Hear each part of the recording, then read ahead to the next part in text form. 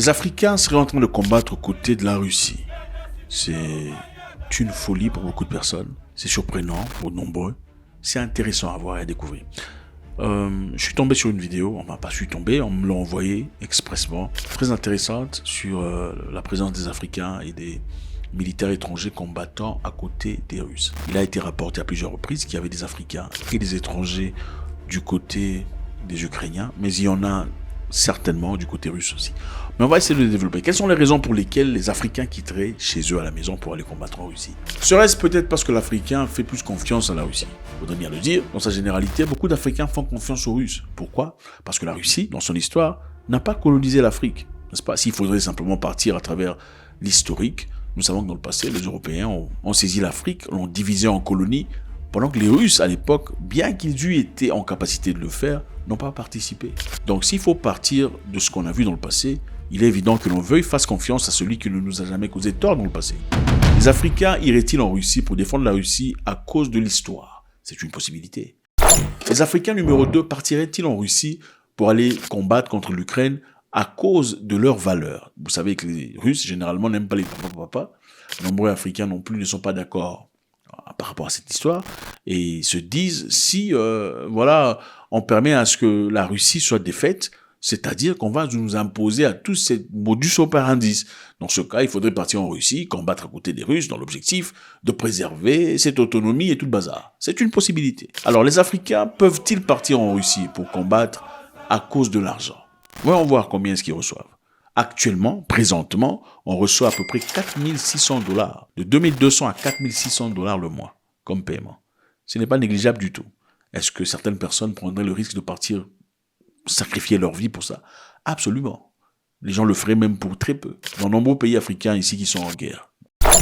Alors, numéro 4, les Africains auraient été mentis, c'est-à-dire on leur a dit qu'il y avait des opportunités de travail en Russie, et arrivés en Russie, ils ont été de force envoyés au front. C'est une possibilité qui est rapportée généralement par les médias de l'Occident. Mais est-ce faux totalement? On ne peut pas le savoir. On ne peut pas le savoir. Autant on veut faire confiance à la Russie, comme généralement les Africains le font, selon leur tendance, autant je pense qu'il est important de rester neutre dans cette histoire, parce que vous ne savez pas. Et si aujourd'hui une personne venait avec certitude et des preuves que son frère ou son cousin, qui au début de la guerre pensait partir en Russie pour travailler et finalement se retrouve au front, que diriez-vous? Point d'interrogation. En tout cas, on essaie d'exploiter pour comprendre quelle est la raison pour laquelle les gens partent. Mais avant de continuer, on va suivre cette vidéo. Suivez. Адам 28 лет. Мамед, 24 года. Откуда вы? Дагестан. Ингушетия. Гитай Пита Дженга, Кения, 22. Kenya, Мухаммадиан Хатиби, Иран. Iran, Блять, ладно. Mutai Felix, 28, Kenya. Moutai. Меня зовут Кения. Сун Чанджа. Мне 20 лет. Я с Китая. Меня зовут Моен Бан. 25. Chinois, Меня зовут Инхан, 34 лет, Китай. Martin Mwenejega, 36 years, Kenya. Ayuba Yusuf, 30 years, from Ghana. Ateutuando Diego Alexis. Громче. Я из Колумбия. Колумбия. Donc, à ce qu'on voit, c'est une diversité, c'est vraiment une brochette de nationalités, Kenyans, Iraniens, Chinois, Colombiens et tout le bazar. Ils sont partis pour mourir, il faut le dire. Vous partez pas pour rentrer. Quand vous partez à la guerre, vous partez, c'est pour vous battre. Et quelles sont les probabilités que vous rentriez vivant? Très peu. C'est la Russie, en fin de compte, contre l'Ukraine.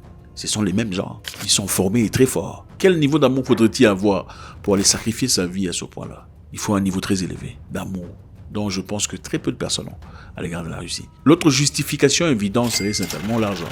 Les 4600 $ qu'on pourrait bien recevoir. Ça, c'est sans additionner les bonus. On a aussi parlé des prisonniers à qui on a offert une opportunité de libération. C'est-à-dire, tu vas faire la guerre pendant un temps et après la guerre, on te libère. Ou après un an de travail, on te libère. Ferait-il partie peut-être de ce groupe de personnes? Point d'interrogation. En tout cas, en ce qui me concerne, moi, je pense qu'il n'y a aucune raison. On a vu des gens venant de partout. Il y a des Camerounais qui sont là-bas. Il y a des Nigérians. Il y a des Ghanéens aussi, tout le bazar. Dans cette histoire, ce que moi je pourrais dire, c'est peu importe vos ressentis personnels à l'égard de la Russie ou l'Ukraine, je ne sais pas si ça en vaut la peine de partir risquer sa vie à ce point. Okay? Si je me considérais peut-être votre frère, votre cousin, tout le bazar, je vous découragerais fermement de le faire. Et je comprends qu'il y a beaucoup de gens qui soutiennent la Russie parce qu'il faudrait y avoir équilibre. Si la Russie est détruite aujourd'hui, les États-Unis vont dominer sur le monde, comme jamais dans le passé, et vous imposer ces strictures. Comme ils ont fait en Ouganda, par exemple, disant, puisque vous ne soutenez pas les papas, on vous coupe l'aide, vous n'aurez pas d'argent. Vous ne soutenez pas les papas, vous n'êtes pas démocratique. C'est-à-dire, peu à peu, on va commencer à pousser cet agenda. Et je comprends qu'il y ait des gens qui sont assez forts, de manière masculine, ne veulent pas de ces histoires. Alors pour cela, pour eux, leur façon de réussir cette histoire, c'est de soutenir la Russie. Mais je doute très fort que les Africains font ça apparemment. Je pense que la raison principale, c'est les $4600. Mais il y a une histoire très intéressante qu'il faudrait que je partage avec vous. Il y a un homme dans le passé au nom de John Chilembo. John Chilembo était un jeune malawite, ou malawien si vous préférez. Malawi, c'est là. Ouais.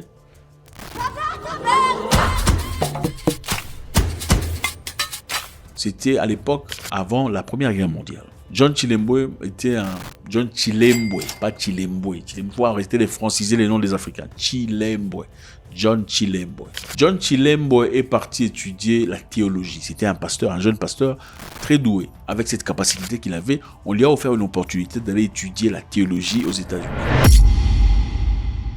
On voulait s'en servir dans le contexte colonialiste. C'est-à-dire, on va aller former les pasteurs dans l'objectif de pousser à ce que le pasteur parle en notre faveur pour que ce colonialisme fonctionne. John Chilembo est parti aux États-Unis, a acquis la connaissance nécessaire, rentré dans son pays, c'était au début de la Première Guerre mondiale.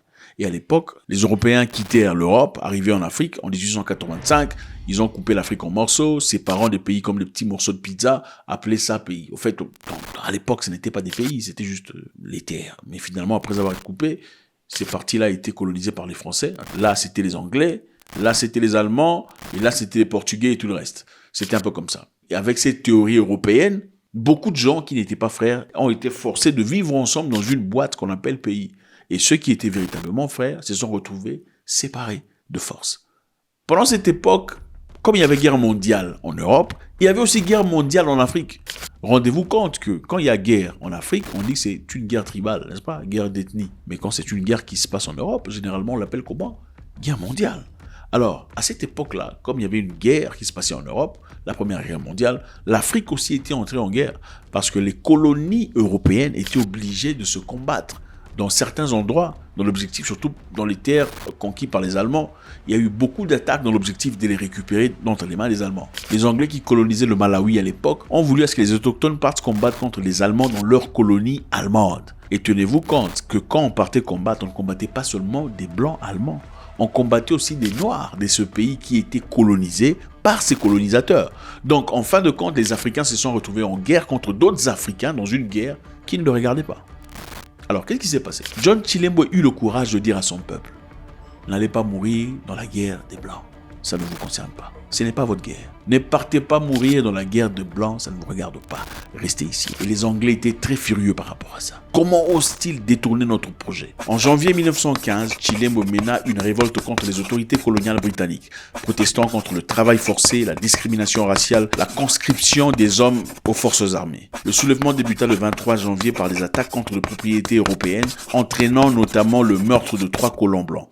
La rébellion fut malheureusement rapidement réprimée et Chilembo fut tué par la police africaine près de la frontière avec la Mozambique le 3 février 2015. Maintenant, John Chilembo, qui a mené ces histoires avec ses troupes, avec les Africains, avait été abattu malheureusement par la police africaine. Les Blancs l'ont cherché comme pas possible. Ils n'ont pas pu le trouver. Mais c'est la police africaine qui l'a abattu. La police africaine, évidemment, c'était les Noirs. Donc les Blancs, quand ils venaient en Afrique, ils cherchaient des Noirs pour faire la police. Ouais, ce sont les Noirs qui faisaient la police. Pourquoi? On va vous choisir, vous, parce que vous vous connaissez très bien. Et ça sera plus facile pour vous de savoir comment s'il faut bloquer un autre Noir. C'est toujours comme ça, ce n'est pas nouveau. Quand vous regardez M. Langley et tout le bazar, ça vous étonne par rapport à Ibrahim Traoré? Non, ce n'est pas nouveau ça. Alors, la police africaine servait à quoi? À la collecte des impôts, le contrôle des soulèvements, la protection des missions et des infrastructures gouvernementales. Ok? Donc, c'était pas les Blancs qui faisaient ça, c'était les Noirs. Et ils servaient aussi à la poursuite des rebelles et les dissidents politiques. On se sert de vous contre vous. La leçon ici est très simple. John Chilembo aurait pu se taire, comme nombreux pasteurs le font aujourd'hui.